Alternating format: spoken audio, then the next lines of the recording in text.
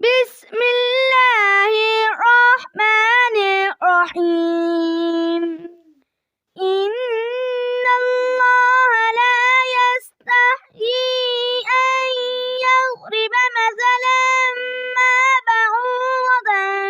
فما فوقها فأما الذين آمنوا فيعلمون أنه الحق من ربهم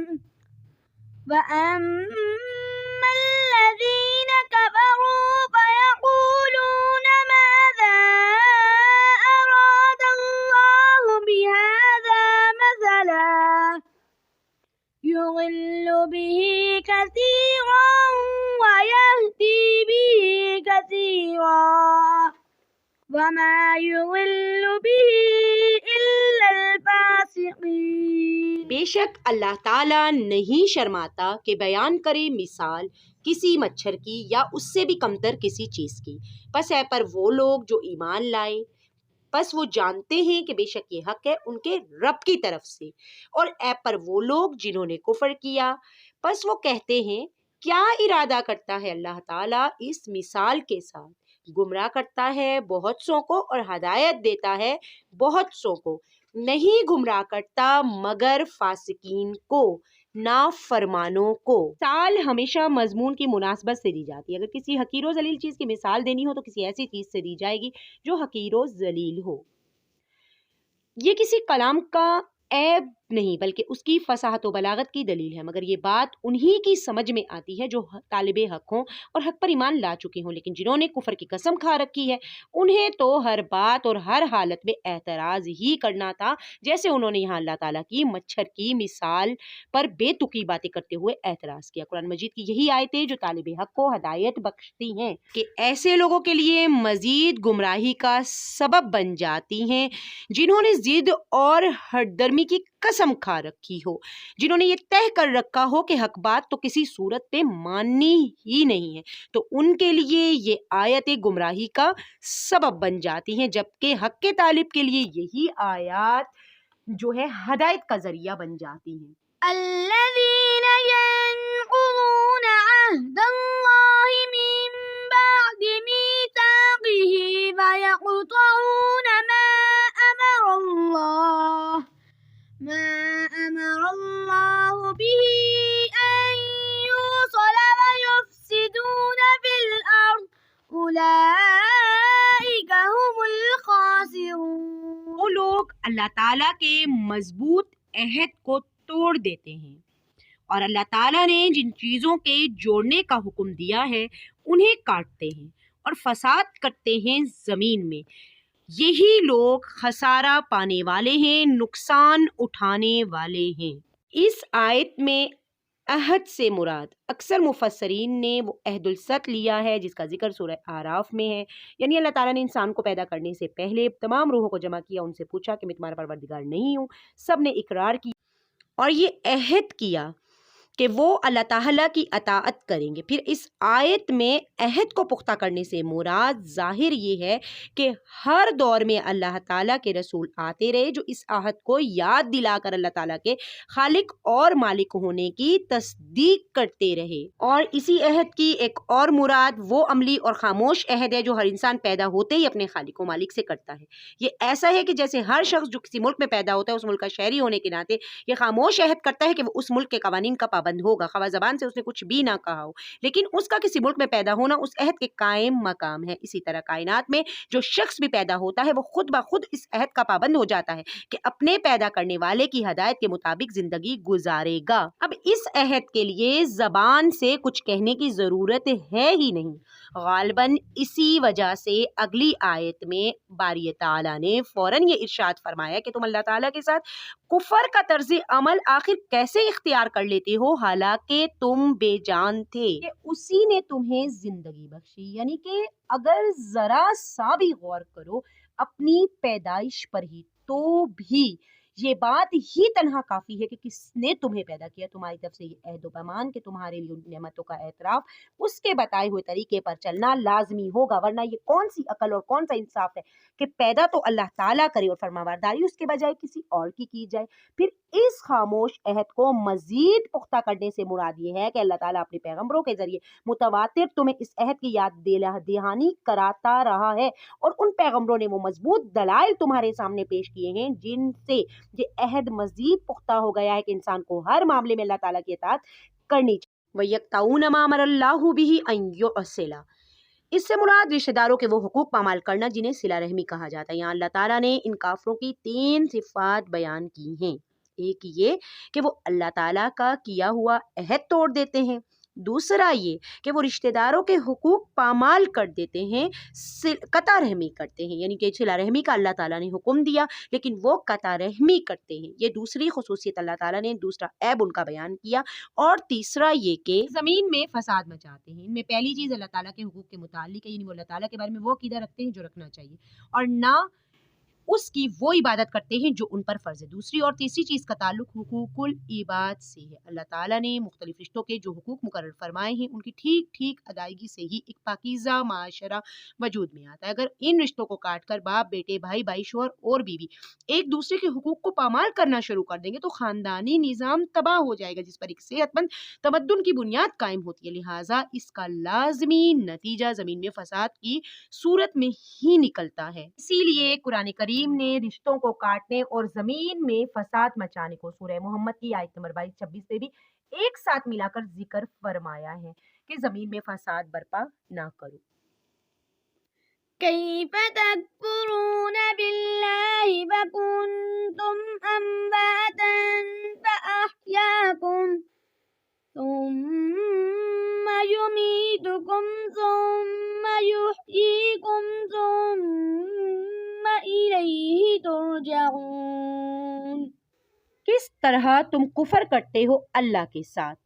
اور تھے تم مردہ، پس اس نے تم کو زندہ کیا، پس زندہ کیا تم کو، پھر تم کو مارے گا، پھر تم کو زندہ کرے گا، پھر اسی کی طرف تم کو لوٹ کر جانا ہے۔ کیف تکفرون، تم اللہ تعالیٰ کے ساتھ کفر کا طرز عمل آخر کیسے اختیار کر لیتے ہو، حالانکہ تم بے جان تھے، اسی نے تمہیں زندگی بخشی، پھر وہی تمہیں موت دے گا، پھر وہی تمہیں دوبارہ زندہ کرے گا، اور پھر تم اسی کی طرف لوٹ کر جاؤ۔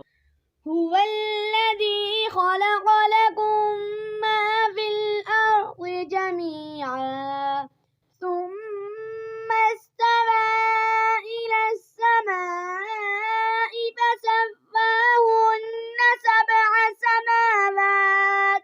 وهو بكل شيء عليم۔ وہ ذات جس نے پیدا کیا تمہارے لیے زمین میں تمام کا تمام، پھر مستوی ہوا، قصد کیا آسمان کی طرف،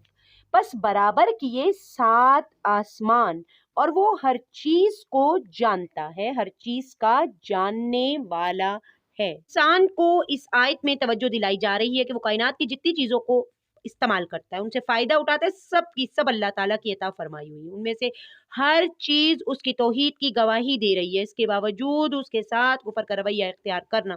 کتنی بڑی ناشکری ہے۔ اس آیت سے فقہا نے یہ اصول بھی مستنبط کیا ہے کہ دنیا کی ہر چیز اصل میں حلال ہے، جب تک کسی چیز کی حرمت پر کوئی دلیل نہ ہو اس وقت تک اس کو حلال ہی سمجھا جائے گا۔ وَإِذْ قَالَ رَبُّكَ لِلْمَلَائِكَةِ إِنِّي جَاعِلٌ فِي الْأَرْضِ خَلِيفَةً قَالُوا أَتَجْعَلُ فِيهَا مَن يُفْسِدُ فِيهَا وَيَسْفِكُ الدِّمَاءَ وَنَحْنُ نُسَبِّحُ بِحَمْدِكَ وَنُقَدِّسُ لَكَ قَالَ إِنِّي أَعْلَمُ مَا لَا تَعْلَمُونَ۔ اور جب کہا تیرے رب نے فرشتوں کے لیے بے شک میں کرنے والا ہوں زمین میں خلیفہ، کہنے لگے کیا تو کرے گا اس میں اس کو کہ جو فساد کرے گا زمین میں اور خون بہائے گا اس میں یعنی زمین میں۔ وَنَحْنُ اور ہم تیری تعریف بیان کرتے ہیں، تیری پاکی بیان کرتے ہیں۔ قالا فرمایا اللہ تعالیٰ نے، انی اعلم میں جانتا ہوں جو تم نہیں جانتے۔ انسان کی پیدائش کا پورا واقعہ بیان کر کے اس دلیل کو مزید پختہ کیا جا رہا ہے کہ آیت میں خلیفہ سے مراد انسان ہے۔ اس کے خلیفہ ہونے کا مطلب یہ ہے کہ وہ زمین میں اللہ تعالیٰ کے احکام کے مطابق خود بھی عمل کرے اور اپنی طاقت کے مطابق دوسروں کو بھی عمل کروانے کی کوشش کرے۔ فرشتوں کے اس سوال کا منشا خدا نخواستہ کوئی اعتراض کرنا نہیں تھا، بلکہ وہ حیرت کر رہے تھے کہ ایک ایسی مخلوق کو پیدا کرنے میں آخر کیا حکمت ہے جو نیکی کے ساتھ بدی کی بھی صلاحیت رکھتی ہے، جس کے نتیجے میں زمین پر فساد پھیلنے کا بھی امکان ہے۔ مفسرین نے بھی یہ بیان کیا ہے کہ انسان سے پہلے زمین پر جنات پیدا کیے گئے تھے اور انہوں نے آپس میں لڑ کر ایک دوسرے کو ختم کر ڈالا۔ فرشتوں نے سوچا کہ شاید انسان کا بھی انجام یہی ہوگا، ایسا ہی ہوگا، اس لیے انہوں نے صرف ایک اظہار کیا تھا، خیال کا، کوئی انکار نہیں۔ وعلم آدم الأسماء كلها ثم عرضهم على الملائكة فقال أنبئوني بأسماء هؤلاء إن كنتم صادقين۔ اور سکھائے آدم علیہ السلام کو تمام کے تمام نام، پھر پیش کیا ان کو فرشتوں پر۔ فقالا پس کہا کہ مجھ کو خبر دو ان ناموں کی اگر ہو تم سچے۔ ناموں سے مراد کائنات میں پائی جانے والی چیزوں کے نام، ان کی خاصیتیں اور انسان کو پیش آنے والی مختلف کیفیات کا علم ہے، مثلاً بھوک، پیاس، صحت اور بیماری وغیرہ۔